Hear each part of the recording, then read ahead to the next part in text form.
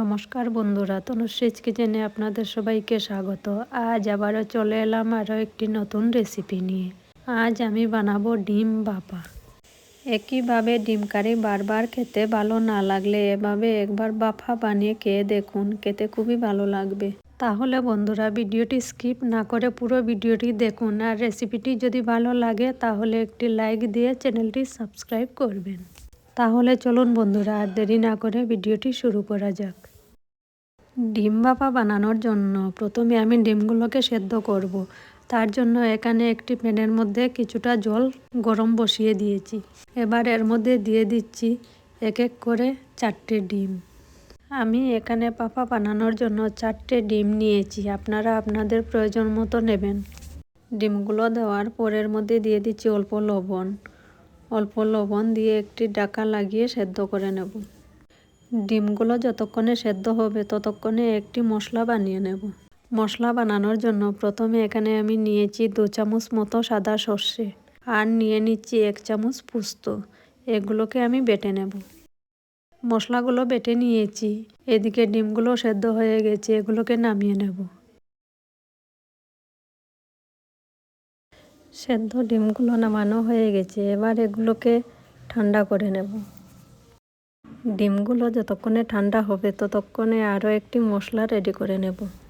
এখানে আমি বড় সাইজের একটি পেঁয়াজ টুকরো করে কেটে নিয়েছি, আর নিয়েছি 1 ইঞ্চি মতো আদা, আর নিয়েছি 5-6টা কাঁচা লঙ্কা, আর 5 কোয়া রসুন। পেঁয়াজ রসুনগুলো ভাজার জন্য এদিকে একটি কড়াই বসিয়ে দিয়েছি, এর মধ্যে দিয়ে দিচ্ছি অল্প সর্ষের তেল। সর্ষের তেল গরম করে এর মধ্যে দিয়ে দিচ্ছি কেটে রাখা পেঁয়াজ আর রসুন।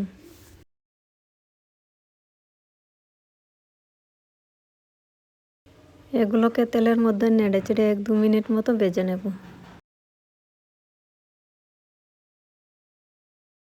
পেঁয়াজ রসুনগুলো 2 মিনিট মতো ভেজে নিয়েছি, কাঁচা গন্ধ চলে গেছে, এবার এগুলোকে নামিয়ে নেব। এবার এগুলোকে ঠান্ডা হওয়ার জন্য সাইডে রেখে দিচ্ছি। এদিকে ডিমগুলো ঠান্ডা হয়ে গেছে, এবার এগুলো কষা ছাড়িয়ে নেব।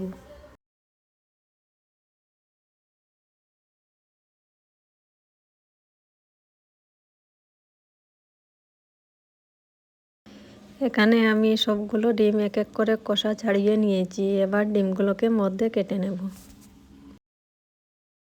ডিমগুলোকে আমি মধ্যে কেটে নিচ্ছি, তাহলে মশলা ডিমের গায়ে ভালোভাবে লাগবে। পেঁয়াজ ভাজা কড়াইতে আরও অল্প সর্ষের তেল দিয়ে দিচ্ছি।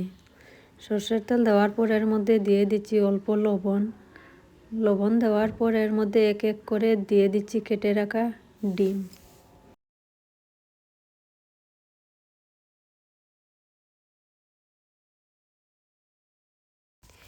এবার ডিমের টুকরোগুলোকে উল্টে পাল্টে হালকা ভেজে নেব। ডিমের টুকরোগুলোকে আমি খুব বেশি লাল করে ভাজবো না, 1-2 বার পাল্টে নামিয়ে নেব।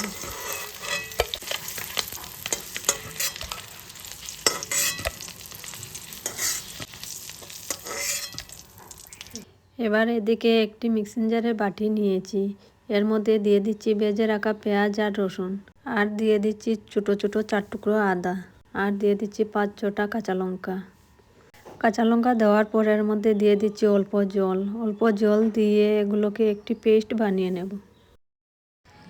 পেস্ট বানানো হয়ে গেছে।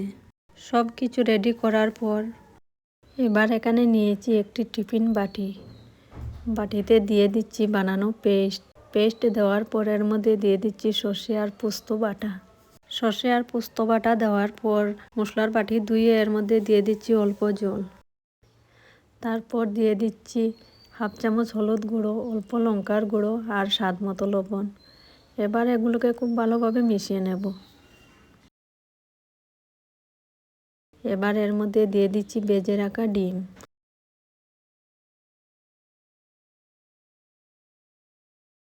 ডিম দেওয়ার পর এর মধ্যে দিয়ে দিচ্ছি কাঁচা সর্ষের তেল, আর দিয়ে দিচ্ছি 4টে কাঁচা লঙ্কা দেওয়ার পর এর মধ্যে দিয়ে দিচ্ছি অল্প চিনি দিলে মিষ্টি হবে না, স্বাদ অনেকটাই বেড়ে যাবে। সব কিছু রেডি করা হয়ে গেছে। এবার এদিকে একটি কড়াইতে কিছুটা জল বসিয়ে দিয়েছি, জলটা প্রায় গরম হয়ে গেছে। এবার এর উপরে একটি স্ট্যান্ড বসিয়ে দিয়েছি।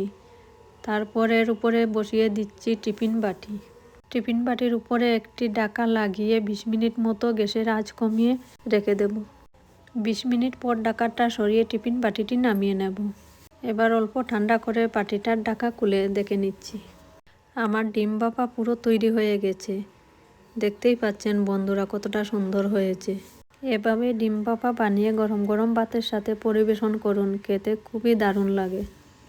তাহলে বন্ধুরা, আমার আজকের এই রেসিপিটি আপনাদের কেমন লেগেছে তা অবশ্যই কমেন্ট করে জানাবেন আর ভিডিওটি শেয়ার করে দেবেন।